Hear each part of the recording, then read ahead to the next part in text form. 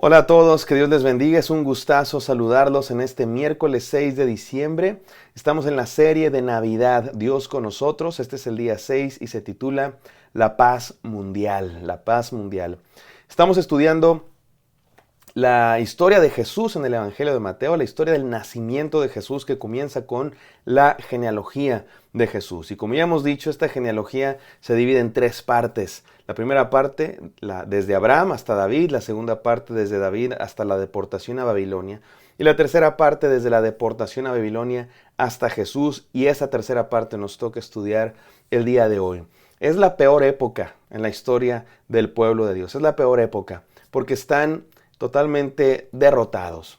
Los babilonios conquistaron Jerusalén, destruyeron el templo de Jerusalén y se llevaron cautivos a muchos judíos a Babilonia. Y ahí estuvieron durante varios años. Y es un periodo de fracaso total, destrucción. Y esto es grave porque ellos eran el pueblo de Dios. Y se preguntaban, ¿por qué nos está pasando esto? Si Dios es nuestro dueño, si Él es el que nos cuida, el que nos hizo su pueblo, ¿por qué nos vencieron los babilonios? Era normal que algunos perdieran la fe.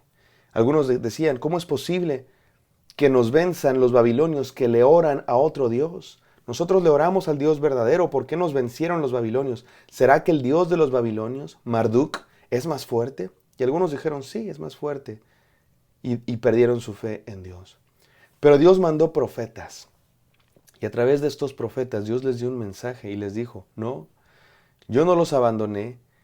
Marduk no es más fuerte que yo sigo siendo el Dios de todo. Es más, Dios dice, yo soy el Dios de los babilonios y el Dios del universo y el Dios de los cielos y la tierra. Y si los babilonios los vencieron, no es porque yo los abandoné. Ustedes me abandonaron a mí, les dijo Dios. El pueblo de Dios se había olvidado de Dios. Habían adorado a otros dioses, se habían olvidado de su ley, habían hecho lo malo, habían cometido injusticias contra los necesitados, contra los pobres, contra los vulnerables. Se habían llenado de ambición por el dinero y por muchas cosas, y de poder. Y Dios los juzgó, y Dios utilizó pueblos extranjeros para juzgar a su pueblo.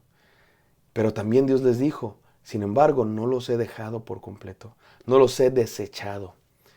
Todavía hay esperanza para mi pueblo. Ustedes siguen siendo mi pueblo, los sigo amando. Los estoy disciplinando como un padre disciplina a sus hijos.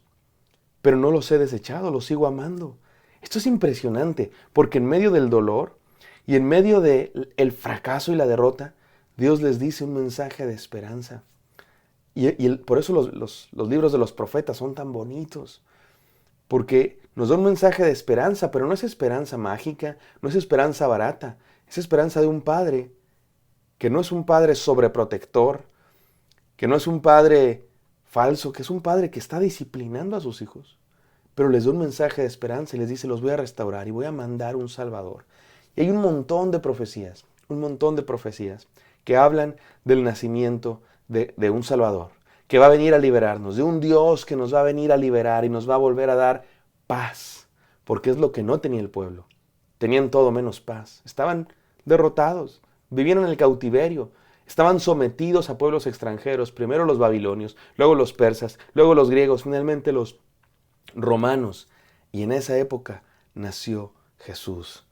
Y esto es impresionante, mis queridos hermanos, porque nos hace entender muchas cosas que ustedes y yo también experimentamos. Ustedes y yo también a veces experimentamos fracasos.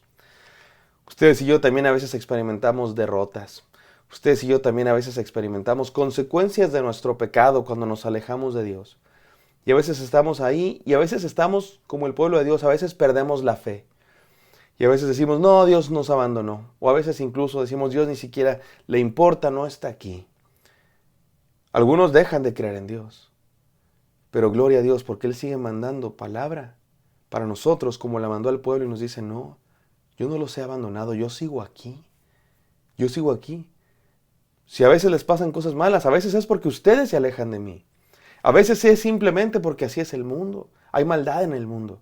Pero yo no me alejo.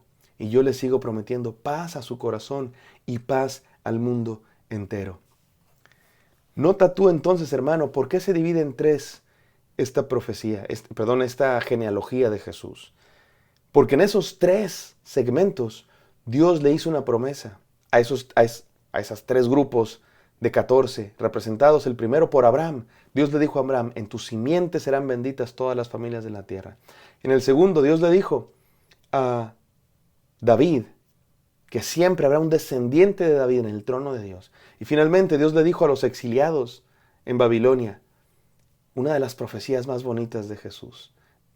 Dice la profecía de Isaías 9, no habrá para siempre oscuridad. No habrá para siempre oscuridad. Lo mejor está por venir. Los problemas no son para siempre. Vendrá liberación, vendrá luz, vendrá gozo, vendrá paz, vendrá alegría. ¿Por qué? Y después dice esta hermosa profecía del nacimiento de Jesús. Porque un niño será nacido. Un niño nos es nacido, dice el profeta, porque es nuestro.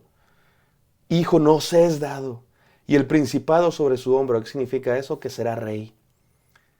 Y el principado sobre su hombro, y llamará su nombre admirable, consejero, Dios fuerte, Padre eterno, príncipe de paz. Y lo dilatado de su imperio, o sea, lo grande y lo eterno de su imperio, no tendrá fin.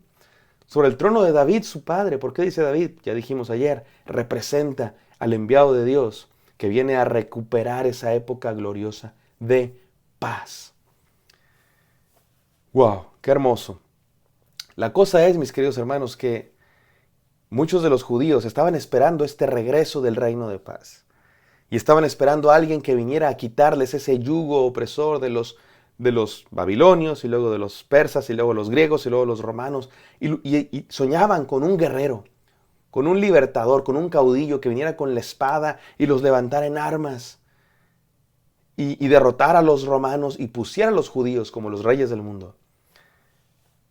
Jesús vino y no fue totalmente así. Jesús, en vez de trono, nació en un pesebre. En vez de un trono de oro, nació en un pesebre. En vez de un poderoso ejército, tuvo unos cuantos discípulos, 12, sencillos pescadores. En vez de una campaña militar, Jesucristo predicó un mensaje de amor. En vez de una lujosa corona de oro, Jesús llevó una corona de espinas. Y en vez de una gran ceremonia de victoria sobre un caballo blanco, Jesús venció muriendo en la cruz. Esto es importante porque la paz que Cristo Jesús vino a dar no es una paz que se alcanza por gobiernos, por presidentes, por ejércitos. La paz que Cristo Jesús vino a traer es una paz del corazón que se alcanza cuando creemos en aquel que murió en la cruz y resucitó y nos entregamos así como Él se entregó. Cuando somos humildes para reconocer que lo necesitamos. Cuando somos humildes para decir, necesito al carpintero de Belén. Necesito al que nació en un establo, que entre en mi vida y me salve. Como Él fue humilde para venir a la tierra y nacer en un establo entre animales, en un pesebre. Eso es lo que nos recuerda la genealogía de Jesús. Esto es lo que nos recuerda la historia de Navidad. Y esta tercera parte nos habla de ese Jesús que vino a traer paz, una paz diferente, una paz del corazón, a través de la fe. Y que vino a traer una paz en medio de las peores crisis. Acuérdate, los exiliados a los que se les hizo esta promesa, de las que habla esta tercera parte de la genealogía de Jesús, estaban en el peor de los fracasos, en el peor de los problemas. Imagínate que estás en tu casa y te llevan cautivo a otro país. Llegan con pistolas y espadas y machetes y mataron a muchos en Jerusalén y se llevaron a otros. Y el pueblo perdió todo lo que tenía. Seguramente tú has experimentado tragedias. A veces como esa, a veces de otro tipo. Tragedias económicas, tragedias familiares, tragedias internas del corazón y de la mente. Bueno, pues Dios nos dice, como les dijo a los exiliados, estoy con ustedes y les prometo paz para ustedes. ¿Cómo? Porque un niño nos es nacido en Cristo Jesús. Podemos tener paz, mi hermano. En Cristo Jesús podemos recuperar eso que perdimos como humanidad cuando pecamos y como individuos cuando nos alejamos de Dios. Cree en Cristo, mi hermano. Él es la paz. Él es la paz de tu corazón. Él es la paz mundial. Él promete un reino eterno de paz para aquellos que creen en Él. Vamos a orar. Gracias, Padre Santo, por la paz que viniste a traer en Cristo Jesús. Permítenos creer en ella y vivirla todos los días a partir de hoy. Síguenos enseñando cosas, Dios mío, cada día. En el santo nombre de Jesús, tu Hijo, oramos. Amén. Amén, queridos hermanos, no olviden compartir este mensaje con alguien que puede serle de bendición en esta Navidad. Me encantaría encontrarlos el día de mañana. Hasta pronto.